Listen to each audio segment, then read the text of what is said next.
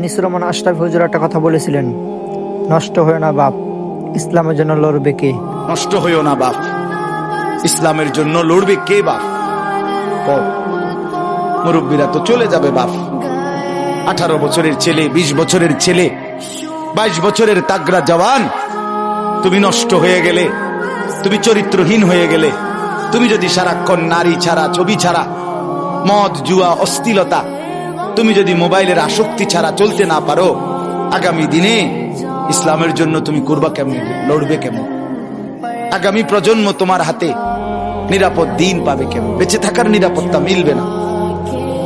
বেঁচে থাকা 53 বছর বাংলাদেশের বয়স, 53 বছরের সমাজে বেনামাজির সংখ্যা যদি এত বেশি হয়, 53 বছরের ভিতরে মোবাইলে আসক্ত যুবকের সংখ্যা যদি এত বেশি হয়, 53 বছরের ভিতরে বেপর্দা নারীর পরিমাণ যদি এত বেশি হয়,